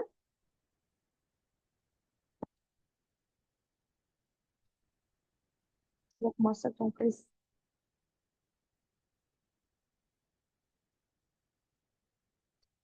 નંબર 29. ચિંતામણી પ્રકર સદ્મ સુકલ્પ વૃક્ષ લક્ષાવૃતે સુસુરભીર દીપાલયંતમ લક્ષ્મી સહસ્ત્ર સત સંભ્રમ સેવ્યમાનમ ગોવિંદમ આદિ પુરુષમ તમહમ ભજામિ. બરાબર?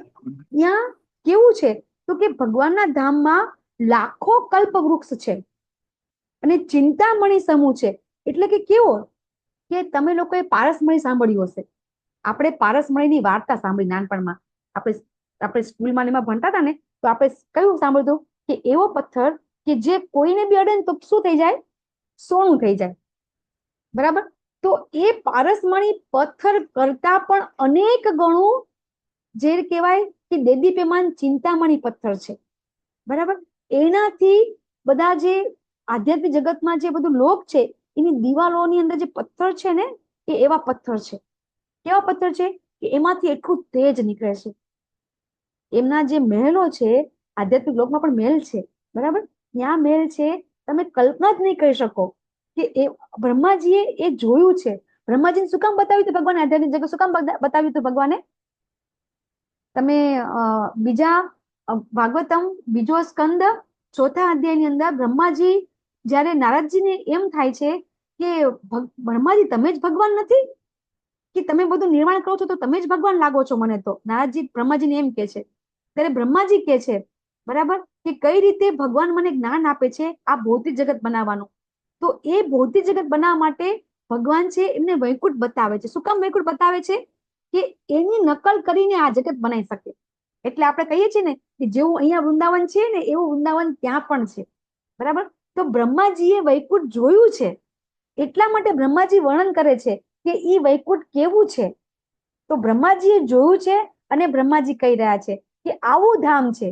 કેવું ધામ છે કે એ ધામની અંદર તમે આ અંદર તમે પડપટ વાંચશો તો તમે એટલું સરસ લખેલું છે કે આપણે કલ્પવૃક્ષ એટલે કેવું કે આપણે જેવી કલ્પના કરીએ ને એવું તરત પ્રગટ થઈ જાય. જે બી કલ્પના કરીએ, જે બી વિચાર કરીએ એ પ્રગટ થઈ જાય. તો ત્યાં રહેવાની કેવી મજા આવે.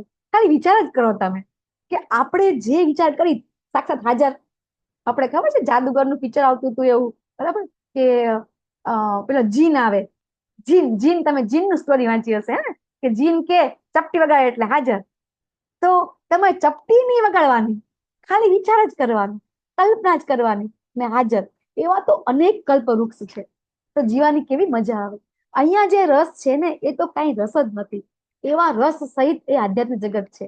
તો હવે આપણે અહીંયા રહેવું જોઈએ કે ત્યાં જવું જોઈએ? તમે મને કહો બધા. ક્યાં રહેવું જોઈએ આપણે બધું? ત્યાં જ રહેવું જોઈએ ને. તો ભગવાન આપણને સમજાવે છે કે મારું એ આધ્યાત્મિક જગત છે. એ જગતમાં તમે જે વિચાર કરો ને એ ફટ કરીને હાજર થઈ જશે. જે વિચાર કરો ને ફટ દઈને હાજર થઈ જશે. તો કેવી મજા આવે રહેવાની. તો ભગવાન એ સમજાવે છે કે મારું ધામ એવું છે અને તમે ત્યાં જશો ને તો આ ભૌતિક જગતમાં ક્યારેય આવવું પડશે નહીં. કેવું જગત છે આ જગત? મારું, તારું, સારું, ખરાબ, તું તો આવીન, તું તો તેવીન, આ તો ચાલ્યું જ રહેવાનું. જો અહીંયા પણ બધી જગ્યાએ કોઈ પણ જગ્યાએ તમે સારામાં સારી જગ્યાએ તમે જશો ને ખૂબ આધ્યાત્મિક જ્ઞાન મળતું હશે તમને. બરાબર. અને ત્યાં પણ બધા આપણે ભેગા થશું ને તો મારું તારું તો થશે. આ હારી, આ ખરાબ, આ તો રહેવાનું. શું કામ? કે આપણે મનુષ્ય છીએ અને મનુષ્યની 4 ખામી છે, જન્મજાત છે અને એ રહેવાની છે. બરાબર. એ ક્યારેય પૂરી થવાની નથી. તો શું કરવાનું? જો હું અત્યારે તમને સારું બોલું તમને સારું લાગે, પણ તમારા ઘરે આવો. બરાબર. હું તમને એમ કહું કે મારા ઘરે આવજો, તમે બધા આવો મારા ઘરે આવો. તમે એકામતા 30-40 જણા આવી જાઓ તો આ 40-40 જણા છે એકામતા મારા ઘરે આવી જાઓ તો મારું મોઢું કેવું થઈ જાય? ખાલી બોલવાની વાત છે. બરાબર. બોલવાનું બધાને બધું સારું લાગે છે, પણ જ્યારે એ બધું કરવાનું કંઈક થાય ને ત્યારે આપણા મોઢા ફરી જાય. બધી વસ્તુ દરેક જગ્યાએ છે. બરાબર. તો અહીંયા આ ભૌતિક જગતમાં ક્યારેય આપણને સુખ શાંતિ નથી. પણ આપણને તો શું છે કે ના અહીંયા જ બધું અહીંયા જ છે. જન્મ અહીંયા ને મૃત્યુ અહીંયા. પેલા તો માનવું જ નહીં કે મૃત્યુ છે કે મૃત્યુ પછી જન્મ છે. બરાબર. ભગવાન અહીંયા આપણને કહે છે કે મારું ધામ આવું છે. યસ હર્ષા માતાજી. માતાજી ઓલું કીર્તન છે ને, આ સારી ઓલી સારી કરવા માંગે. યસ. હવે આ શ્લોકમાં ભગવાન પાછી આપણી સ્થિતિ અને ભગવાનની સ્થિતિ બતાવે છે. ભગવાન મમે વાંસો જીવ લોકે જીવ ભૂત સનાતન મનઃ ષષ્ઠાની ઇન્દ્રિયાણી પ્રકૃતિ સ્થાની કરસતી. ભગવાન શું કે છે કે મમે વાંસો, હું તમને આ શ્લોક વારંવાર કહેતી હોય છું. ભગવાન આ શ્લોકમાં કે છે મમે વાંસો જીવ લોકે. બરાબર. આ જીવલોકની અંદર બધા જ દરેક જીવ ભૂત સનાતન બધા જ જીવ છે એ મારા અંશ છે.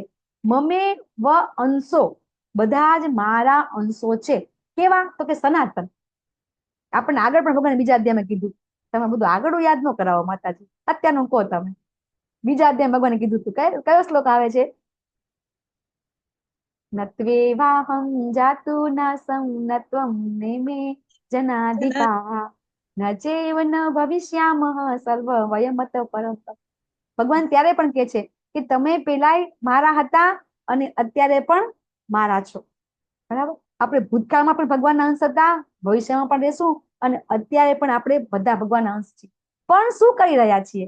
તો ભગવાન શું કહે છે કે 6 ઇન્દ્રિયો, તો કે 5 ઇન્દ્રિયો અને 6ઠું મન, 6 ઇન્દ્રિયોથી આપણે કઠોર સંઘર્ષ કરી રહ્યા છીએ. ભગવાન પોતે કહે છે, બરાબર, તમે બધા મારા અંશો છો, છતાં પણ શું કામ કઠોર સંઘર્ષ કરીએ છીએ આપણે? શા માટે દુઃખી થઈ છે આપણે? દુઃખી થવાનું એક કારણ, મને પરફેક્ટ કારણ કહો. આપણે બધા ભગવાને વારંવાર કીધું છે આપણે બધા દુઃખી છીએ, અહીંયા સુખ નથી. શા માટે દુઃખી છીએ આપણે? અજ્ઞાનના કારણે. અજ્ઞાનના કારણે. ભગવાનને છે એટલે હા, ભગવાનને ભૂલી દુઃખી છે આપણે. હરી બોલ. પોતાને ભગવાન માની લઈ ભક્તિમય સેવા નથી માતાજી, અનન્ય ભક્તિ નથી. એટલે આપણે ભગવાનને ભૂલ્યા જીવ. મેં તમને કાલે કીધું, કૃષ્ણને ભૂલ્યા જીવ. ભગવાનને આપણે ભૂલ્યા ને એટલે જ દુઃખી છીએ. એમનાથી આપણે ઝઘડો કરીને, દ્વેષ કરીને, ઈર્ષા કરીને આપણે બધા અહીંયા આવી ગયા છે. એટલે આપણે દુઃખી છીએ અને એટલે અહીંયા સુખ નથી. પણ ભગવાન શું કહે છે? તમારે ભગવાન બનવું છે. માતાજી કીધું ને, દરેક વ્યક્તિને ભગવાન જ બનવું છે. અત્યારે કેટલા ભગવાન અત્યારે આપણા પૃથ્વી ઉપર કેટલાય છે કે હું કે છે હું ભગવાન છું. એક તો અહીંયા રાજકોટમાં કે છે કે હું કલ્કીનો અવતાર છું. માથામાં વાળ નથી, મોટું પેટ છે, મોઢામાં દાંત નથી, તો કે છે હું કલ્કીનો અવતાર છું. આવા ભગવાન હોય ખરા? તો તમને જ્યારે કોઈ એમ કે, કોઈ બી ધર્મમાં, કોઈ બી જગ્યાએ તમે જાઓ અને એમ કે ભગવાન છું, તો પછી તમારી પાસે એના પ્રશ્ન તમારી પાસે હોવા જોઈએ. ભગવાન છે, તું મને આમ બતાવ. તું ભગવાન છે, તું મને આ બતાવ. બરાબર? તો અહીંયા ભગવાન એમ કે છે કે આપણે શા માટે દુઃખી છીએ? તો કે ભગવાનને આપણે ભૂલી ગયા છીએ. અહીંયા એક આગ બતાવી છે. આગના તણખા છે, એ આગમાંથી છૂટો પડીને કેટલી સેકન્ડ જીવી શકે? એક આગમાં એક તણખો ઉડીને બહાર પડે છે, એક કણ. ઈ બહાર પડ્યા પછી ઈ છે તો આગ જેવો જ છે. જરાક આપણને પડતા પણ દાજી પણ જવાય આપણાથી. બરાબર? પણ ઈ કેટલી સેકન્ડ જીવતો રહે? એક ક્ષણ. એ કણ છે ઈ એક ક્ષણ જેવો એ આપણા હાથ ઉપર પડે તો ઓલવાઈ જાય તરત, 20 મિનિટે, 30 સેકન્ડે. એનું આયુષ્ય કેટલું? આગમાંથી તણખો છૂટો પડ્યા પછી એનું આયુષ્ય કેટલું? 1 સેકન્ડનું. હે ને? તો એ રીતે આપણે ભગવાનથી છૂટા પડી ગયા. પણ આપણને શું છે કે આપણે 100 વર્ષ જીવ્યા નથી. તમે બ્રહ્માજીનું આયુષ્ય જુઓ તો કેવું લાગે આપણું? 1 સેકન્ડ જેવું લાગે ને આયુષ્ય? બ્રહ્માજીના આયુષ્ય પાસે આપણું કેવું આયુષ્ય છે? તો ભગવાન પાસે આપણું કઈ નું કહેવાય. બરાબર? એ ભગવાન તો આપણે એ યાદ રાખવું પડે, સમજવું પડે કઈ રીતે આપણે પણ આપણી ઓળખ કેવી રીતે કરવી જોઈએ. મેં તમને સમજાવ્યું. તો કે આ જગત અને ભૌતિક જગતને આપણું ભગવાનનું જગત છે, એમાં શું ફેર છે? તો આપણે પહેલા પણ જોયું હતું કે આધ્યાત્મિક જગત કાયમી છે, આ અસ્થાયી છે. અહીંયા સાચો પ્રેમ છે, અહીંયા વાસના છે. અહીંયા સાચું સુખ છે, અહીંયા કામચલાઉ સુખ છે. બરાબર? આપણા સંબંધો ભગવાન આપણને આગળ કીધું હતું કે તમારો હું સાચો મિત્ર હું છું. ભગવાને કીધું હતું આપણને, સુહૃદ સર્વભૂતાનામ જ્ઞાત્વા મામ શાંતિ મુચ્છતિ. 5મા અધ્યાયનો 29મો શ્લોક ભગવાન આપણને સમજાવે છે. બરાબર? કે કઈ રીતે આપણો સાચા સંબંધ છે ભગવાન છે. ભગવાન કઈ રીતે દરેક જીવના સાચા મિત્ર છે. આપણો ગમે તેટલો મિત્ર સાચો કેમ નથી? આપણે દુનિયાની અંદર આપણે બધા એમ કહેતા હોય છે કે સૌથી શ્રેષ્ઠ સંબંધ તો મિત્રના. આપણે એવું કહેતા હોય છે ને, શ્રેષ્ઠમાં શ્રેષ્ઠ સંબંધ કયા? તો કે મિત્રના. પતિ પત્નીના સંબંધમાં મિત્રતા જેવા હોવા જોઈએ. આપણે એવું કહેતા હોય છે કે પતિ પત્ની હોય એ મિત્રની જેમ જિંદગી જીવે તો શ્રેષ્ઠ જિંદગી જીવી કહેવાય. આપણે મિત્રના સંબંધો શ્રેષ્ઠ કહેતા હોઈએ છીએ. બરાબર? તો એ મિત્ર પણ તમારી સાથે ક્યાં સુધી રહેશે? બરાબર? કે તમારું શરીર જ્યારે આ છૂટી જાય, બરાબર, આત્મા નીકળી જાય તો બહુ તો સ્મશાન સુધી. પછી આવે છે તમારી સાથે? કોઈ નથી આવતા. બરાબર? અહીંયા 4 વાસ્તવિક સમસ્યાઓ હાજર છે. કઈ 4 વાસ્તવિક સમસ્યા છે? 4 વાસ્તવિક સમસ્યા: જન્મ, મૃત્યુ, જરા વ્યાધિ. હા, અને 3 કાયમી દુઃખ. કયા 3 કાયમી દુઃખ છે આપણા? મન, બુદ્ધિ, અહંકાર માતાજી. નહીં, દુઃખ, કાયમી દુઃખ. આપણા લોભ, મોહ ત્રિવિધ, અને આપણે અહંકાર. ત્રિવિધ તાપ કહેતા હોય છે. ત્રિવિધ, 3 તાપ આપણા. લોભ, મોહ, અહંકાર. ત્રિવિધ તાપ. આધિદૈવિક, આધ્યાત્મિક ને આદિ ભૌતિક. હા, આદિ દૈવિક, આદિ ભૌતિક અને આધ્યાત્મિક. આને ત્રિવિધ તાપ કહેવામાં આવે છે. અને જ્યારે તમે દેવીની પૂજા કરો ને ત્યારે આપણે કહેતા હોય છે ત્રિવિધ તાપથી રક્ષા કરો. બરાબર? આધ્યાત્મિક, આદિ દૈવિક અને આદિ ભૌતિક. બરાબર? ડિટેલમાં આપણે પછી લેશું. આપણે લેવાનું બાકી છે. હવે જ્યારે કોઈ વ્યક્તિ સમજે નહીં ત્યારે ભગવાન એક્ઝામ્પલ આપે છે. શું કે છે કે જેવી રીતે પવન સુગંધને એક સ્થળેથી બીજા સ્થળે લઈ જાય છે, તેમ જીવ આ જગતમાં પોતાના જીવનના જુદા જુદાના ખ્યાલો, વિચારોને એક શરીરમાંથી બીજા શરીરમાં લઈ જાય છે અને આ પ્રમાણે એક શરીર ત્યાગીને બીજું શરીર ધારણ કરે છે. જો કોઈ એમ કહેતું હોય કે આપણે આ શરીર છોડી બીજા શરીરમાં જવાનું નથી, તો આ સ્પષ્ટ પરફેક્ટ શ્લોક તમારી પાસે છે. ભગવાન સ્પષ્ટ કહે છે આમાં.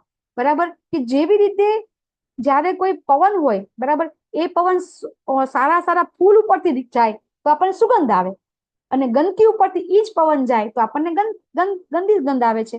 બરાબર? તો પવનની સુગંધ છે, પવનની પોતાની કોઈ સુગંધ નથી. ફક્ત ને ફક્ત ઈ જેની ઉપરથી જાય એવી સુગંધ આપણને આવે. બરાબર ને? તો એવી રીતે આપણા આ શરીરના જે જીવનના મન, બુદ્ધિ, અહંકારના જે ખ્યાલ છે ને, એ આત્મા છે એક શરીરમાંથી બીજા શરીરમાં લઈ જાય છે. એટલે આપણે કહીએ છીએ ને કે આપણા 2 શરીર છે. 7મા અધ્યાયમાં શીખ્યા ને આપણે, પરા અપરા શક્તિ. બરાબર? તો અપરા શક્તિમાં મન, બુદ્ધિ, અહંકાર છે, એ પણ અપરા શક્તિની અંદર જ આવે છે. તો મન, બુદ્ધિ, અહંકાર છે આ શરીરની સાથે જાય છે. શરીર છૂટી જાય છે પણ આત્મા છે એ આત્માની હારે મન, બુદ્ધિ, અહંકાર ગતિ કરે છે. અને બીજા શરીર ધારણ કરે એમાં ઈ પાછો એને કહેવાય સોફ્ટવેર. સોફ્ટવેર કરપ્ટ હોય તો પછી તમારા મોબાઈલમાં, તમારા આ લેપટોપ છે, લેપટોપમાં તમારું કંઈક સોફ્ટવેર કરપ્ટ થઈ જાય તો પાછું બીજા આ હાર્ડવેર બીજા તમે લેપટોપ લઈ લો પણ એમાં એ જ સોફ્ટવેર હોય તો પાછું કરપ્ટ થઈ જાય ને. પાછું સેમ આપણું જે સોફ્ટવેર છે મન, બુદ્ધિ, અહંકાર છે, એ આ શરીરની સાથે એ મળી નથી જતું. મન, બુદ્ધિ, અહંકાર છે એ આત્માની હારે જાય છે, ગતિ કરે છે. પછી બીજું પણ એક્ઝામ્પલ ભગવાન આપે છે. જો તમને ખબર ન પડે, બરાબર, તો ભગવાન પાછું બીજું એક આપે છે. બરાબર? એક્ઝામ્પલ આમાં નથી, પ્રભુપાદ આપે છે. હવાનું આપે છે અને બીજું એક એક્ઝામ્પલ છે પણ આમાં. એટલે ભગવાન આપણને સમજાવે છે કે કઈ રીતે આપણે મૃત્યુ પામી જઈએ છતાં પણ આપણે આપણા જે કર્મ હોય, આપણી જેવી ઈચ્છાઓ હોય, એ આપણી હારે જ રહે છે પાછી બીજા શરીરમાં પણ. તો પછી આપણે શું કરવું જોઈએ? બરાબર? તો ભગવાન અહીંયા પાછા આપણને સમજાવે છે કે કઈ રીતે આપણે અલગ અલગ શરીર ધારણ કરીએ છીએ. જીવ આ રીતે અમુક પ્રકારના આંખ, નાક, કાન, જીભ, ત્વચા પ્રાપ્ત કરે છે. એટલે શું સમજાવે છે ભગવાન? કે જ્યારે આપણે જેવી જેવી ઈચ્છા અને જેવા જેવા કર્મ કરીએ છીએ ને, એવા એવા શરીરના નાક, આંખ, કાન હોય છે આપણા. એટલે કે આપણી જેવી ઈચ્છા હોય એવું શરીર આપણને મળે છે, એવા આંખ મળે, એવા કાન. એટલે કે મનુષ્યના નહીં પણ અલગ અલગ પશુઓના પણ આપણને નાક, કાન પ્રાપ્ત આપણને થાય છે. અને આ રીતે આપણે ભોગ ભોગવીએ છીએ. અહીંયા ભગવાન આપણને સમજાવે છે. તો કે મૂર્ખ મનુષ્ય નથી સમજી શકતા શું કે જીવ શરીરને કેવી રીતે છોડે છે. એ લોકો એ પણ નથી સમજી શકતા કે આ 3 ગુણોના કારણે આ શરીર ભોગ ભોગવે છે. બરાબર? એ કોઈ વ્યક્તિ સમજી શકતો નથી. કોણ સમજશે? તો ભગવાન કહે છે પશ્યંતી જ્ઞાન ચક્ષુષ. જે લોકોની આંખો છે જ્ઞાનથી કેળવી છે તે જ આ જોઈ શકે છે. તો હવે આ જ્ઞાન એટલે કેવું જ્ઞાન? ભગવદ ગીતાનું જ્ઞાન. બરાબર? શાસ્ત્રનું જ્ઞાન. આપણે સમજી ગયા કે જે શબ્દ પ્રમાણ છે એ જ્ઞાન ભગવાન આપણને અહીંયા લેવાનું કહે છે. બરાબર? ડિટેલમાં આપણે કાલે 10 મિનિટ બધા થઈ ગઈ. સોરી, તમારા બધાનો ક્ષમા કરશો. વાંછા કલ્પતરુભ્યશ્ચ કૃપા સિંધુભ્ય એવ ચ પતિતાનાં પાવનેભ્યો વૈષ્ણવેભ્યો નમો નમઃ. અનંત કોટિ વૈષ્ણવ કી જય. જગતગુરુ શિલા પ્રભુપાદની જય. ગુરુ મહારાજની જય. શ્રીમદ ભગવદ ગીતા ચૈતન્ય ચેતામૃત રામાયણ ભાગવતમની જય. सभी भक्तगणों की जय. હરે હરે કૃષ્ણ કૃષ્ણ હરે કૃષ્ણ કૃષ્ણ કૃષ્ણ હરે હરે હરે હરે હરે રામ હરે રામ હરે રામ રામ રામ હરે હરે. હરે કૃષ્ણ જય માતાજી દંડવત પ્રણામ. પ્રણામ.